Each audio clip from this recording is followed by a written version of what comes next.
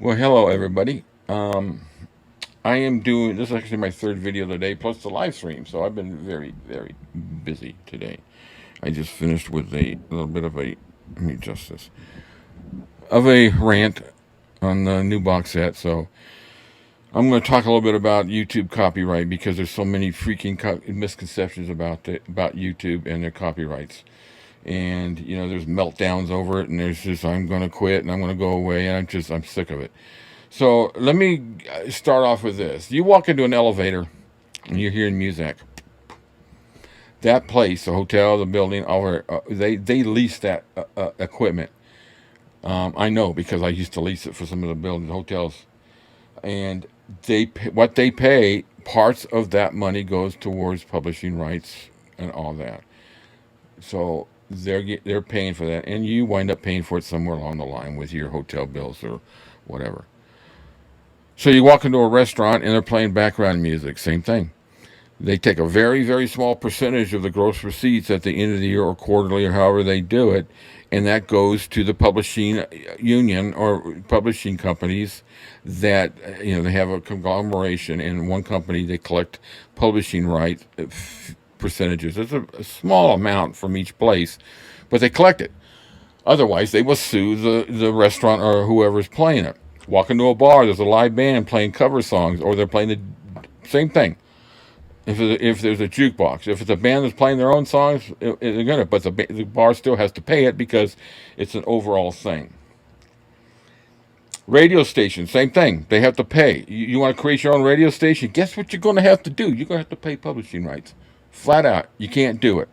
No matter how much you want, you can't do it. Now, my background is music. As far as outside of my regular secular job, I would say 60% of my life, 70% of my life was my secular job. The other part was involved in recording studios. You know, I know writers. I know some entertainers. They're not, they're not big name entertainers, Keith Urban and stuff like that. They're mainly songwriters that I used to do some studio work for. And they own the rights to these songs. This is their living. This is how they make their money. And I'm very defensive of them because I know that some of these people that have written these songs are living off of royalties. For example, Norman Greenbaum, who wrote Spirit in the Sky, the only hit he ever had, he still lives off the royalties of that song because of the royalties that are paid to the publishing companies in the bars, in the restaurants, in the hotels, in your car, listening to the radio. He's making checks every month and he lives off that money. And that song came out, 60 years ago, 55 some years ago, and it's an incredible song. And that's what he lives off of, one song. So now let's get to YouTube, all right? A site that has multiple, all kinds of copyright material that's put on there. And there's claims and there's blocks and there's strikes. Those are the three big things that hit. Actually, the big thing is the strike. The block, you can work around with. I've got almost 400 videos. I've had 4 strikes over the last 3 years. Not all at the same time, because if you hit 3, they'll yank your channel. So the first 2 I got was after the first year, and I was devastated because they came at the same time. And they were from Jackie Gleason, of all people, his company that owned the rights to the videos of Elvis on the Tommy Dorsey show. And I had put up a video, and they gave me a strike. YouTube didn't give it. They enforce it. YouTube's not the enemy here. They're not the greedy people that everybody wants to call these people. They are the enforcer of all this. The copyright claims are all, majority of them are in an algorithm. So when they pop up, it pops up and says this has got a copyright claim on it. Now, I'm going to show you in a minute how you can go around some of those at times. And also, I've had some blocks that have been, videos that have been blocked that I could have tweaked. But if I tweaked them, all you'd be looking at is a video of an Elvis movie scene that I like, but there would be no volume, or actually it would be a blank screen because they blocked the whole thing. So, but I just got blocks with those. Doesn't affect my channel at all.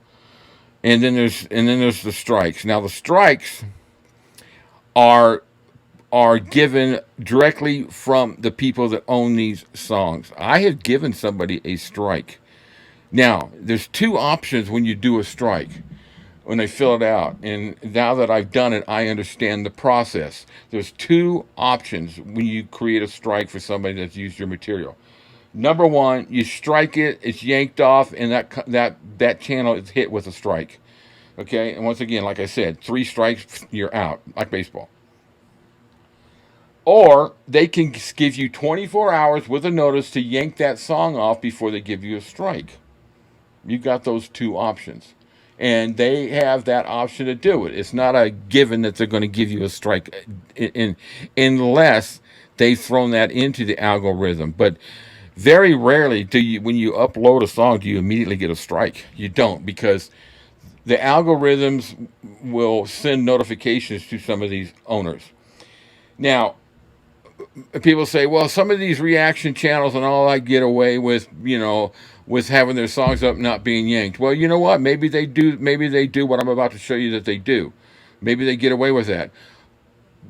Making the videos transparent or opaque and all that, it may work or not, but I don't want to sit there and look through a video and see the background of what I'm watching. It doesn't do any good.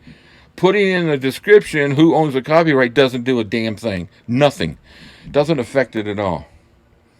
Now, all I'm concerned about is the Elvis stuff, because that's all I do. SME, 90%, 95% of their stuff is claim or, actually it might even be higher than that. It's claim or block. And the block will come from people that are, from the studios like NBC, and, I've been blocked with Change of Habit and with Loving You. Those are the only 2 movies I keep getting blocks. And then, because that's NBC. Well, guess what else gets blocked because it was NBC? I get things snuck through. You've seen them come through on my shorts, and some of my shorts get, not my shorts I wear, the short videos. Some of them come through with 68. Some of them don't. I don't know how they can sneak through, but they do. And those get hit because it was NBC. So NBC is a little more stringent with it all. But they own them. It's their stuff. I mean, you write a book and you put the book out there, and say somebody takes a video and videotapes every page and makes a video where somebody can slowly go through it and read the whole book. I'm not thinking you're going to sit back and go, oh boy, yeah, somebody's reading my book and I'm not getting any publishing fees from it. I don't think so. So the greedy people's not YouTube. And nobody's greedy. This is capitalism. This is their business. This is their stuff. And SME, the publishing rights, 15% of those publishing rights goes to Riley. So call her greedy. But she gets a percentage of the publishing rights. So when they put a claim on your video, it's still good. And it'll play, but that's why they'll throw commercials in their advertising so they can make money off your video, because they take a look and see how many views does this guy get. Well, we can make a little bit of money off of this. And those publishing rights go to the people that own the publishing rights. Now, I'm going to tell you something. Colonel Parker, fan or not, one of the most genius things he ever did was the publishing rights of 50%. He lost out on some songs. But there, you got a songwriter saying, I don't want to give up 50%. Well, guess what? Their song never sold much. Give it to Elvis to sing it. They made more money than they would have ever done just taking, giving somebody 20%. Dolly Parton, I understand her reasoning, because that song, there was more to her personally than giving Elvis 50%. I seen the video of her, and you could tell she's just in tears because she was such a huge fan of Elvis. I understand stuff like that. Mac Davis, actually Jerry Reed really bucked it. And of course, some of the songs are in American, Mac Davis, for example, they had to negotiate some things, with that. But it was a genius move. All the publishing companies that he created, 50%, Gladys and new, excuse me, I can't think of the other names right now. and they're still in effect today because look at also, you've got a catalog of 700 some songs that are under the publishing rights, and Riley owns 15% of the money collected from that. So when you scream greedy, you're calling Riley greedy because it's Elvis songs. She doesn't own the sales of them. She gets nothing from the sales. That's to the people that own those songs. But the publishing rights, she gets 15% of everything that comes through the publishing rights under Elvis's publishing company. So she's not greedy. But I'm going to show you something here. So just to kind of explain what happens. So this is my channel content on my channel. So this is the first review that is that the review videos. Yeah, this is the first review I did. So visibility, it says partially blocked. Well, it's partially blocked in only Russia, but right here it says copyright. So I got a restriction of copyright. I got some videos here that say none, none, none, and if it's blocked, it'll say blocked. So if I click on that right there, I got to go to the screen. So sorry. So if I click on copyright right there, it'll pop up with a window that says see details. So I'm going to step you through this real quick. It takes a couple. I know this is nerdish, but everything. But I need to clarify some stuff because I'm tired of all the meltdowns and the drama over copyright stuff. It's absolutely ridiculous. Grow up. So anyway, so here's the copyright details on my review. The songs that they hit claims on are In the Ghetto, of course, Danny Boy, and Polk Salad Annie. Those were the 3 songs. It says video cannot be seen or monetized in Russia. It's behalf of RCA Legacy SME. They're the ones that own the song, and this stuff is in in YouTube's algorithm, so that protects, because YouTube's the one that gets sued. I won't get sued. YouTube will be the one that's sued for not doing the block of the claim or whatever. So let's just take this one for example, In the Ghetto.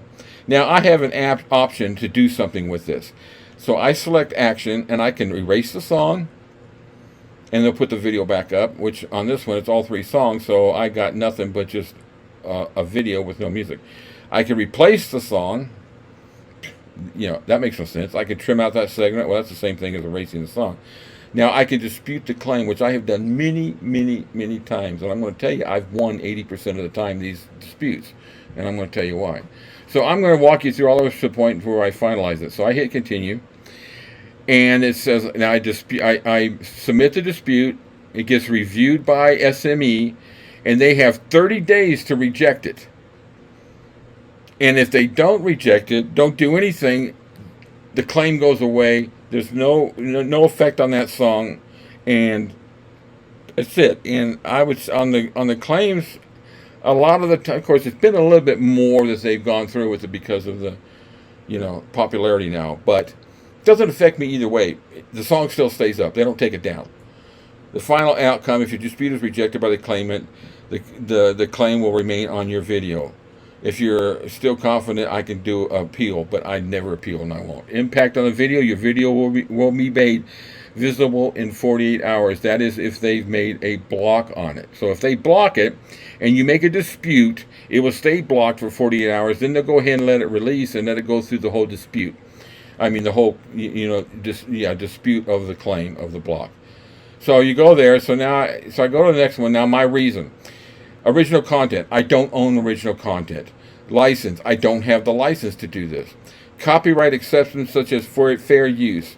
That's the one I picked. So when I hit that, remember, these are not valid reasons. I own a copy of the song or video. I'm not making money from the video. I don't, but it's not reasons for this. So as most of you know, a lot of the stuff I do tweaking of the songs and things like that. So, or I do kind of a review, a comparison. And that falls in fair use. So dispute, it gives them 30 days to do it. So let's move on forward. Now, fair use. This is what fair use.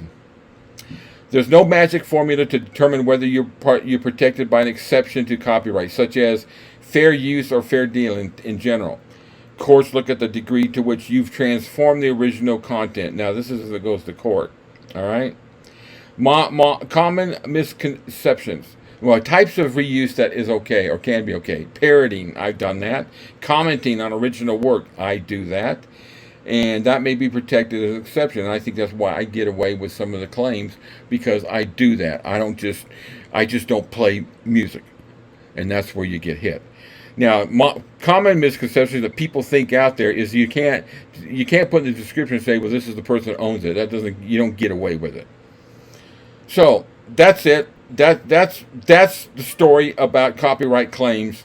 And if you get hit with the claims, you got your options. You can go through and dispute them, and hopefully they'll drop them. If they don't, the songs are available. If they block them, the worst that'll happen is the song's blocked. Put more up. But you can't just put up songs and just play them. Some channels get away with it. But, channels like Leon, he does takes. So it's not just a general, that's just not general playing like a radio station. So that's why some people get hit and they wind up just giving up on it, because they don't have any creativity. So the best thing to do is just play the songs, so I'm sorry, I digress with this, but the music is very close to my. Let me go back to my. This music is very close to me. The publishing rights, because I know people that live off of this or get rights, and that's all this is doing, is protecting the people, and I'm protecting the legacy of Elvis, because Riley is the one that gets the 15% of the publishing rights. So call her greedy, call her what you want. I don't. I find it right and done right by Elvis for his family down the line. So that's my story. I'm sticking to it. If you don't like the copyright rules on YouTube, YouTube's not the one to blame. You are. If you put stuff up there and you get all pissed off because it's getting claimed, you're the one to blame, because you're putting it up there. I've been hit. 80% of my songs are copyright claimed on my video. They're still up, and they monetize them. Some of my stuff gets little commercials. I don't get commercials when I watch them. I don't know why. But, you may see commercial at the beginning, or they do something to monetize it and make money themselves, because, a channel may be doing very well, or they just get a lot of views. And so they'll monetize it for themselves. More power to them. My video's up. They're watching. I don't do this for money. I didn't do this channel for money. I did it for the legacy of Elvis. You'll find everything. I got 3 videos coming out today, folks. I got the second review of the box set of Memphis. I got a rant, and I've got this that won't be released for another day or so until I tweak through it and make sure that I'm not saying something wrong. Okay. I know this stuff. I've known this stuff, publishing rights, for a long time. I just never really understood the connection with how it worked with YouTube until I really got into it, read about it, studied it, and understand YouTube's not the enemy here, folks. YouTube's giving you a platform to show your case. There's lots of people out there making money doing videos that don't involve copyright, and they're making good money. And there's some of those channels I absolutely love. So people are going to get away. Things slip through the cracks. People are going to get away with, with putting a video up that should be blocked or taken off. But you know what? I can guarantee you somewhere along the line it's going to get blocked and knocked off, because I've seen it happen. What goes around comes around, and they're going to discover it. SME's not sitting here with, they may be, but they're not sitting here watching everything that's released on YouTube that's connected to Elvis and just trying to decide whether, this is not right, we need to take that off, because they're infringing upon our rights. It's capitalism, folks. Welcome it or move. Thanks. TCB, my friends. I hope I didn't piss anybody off.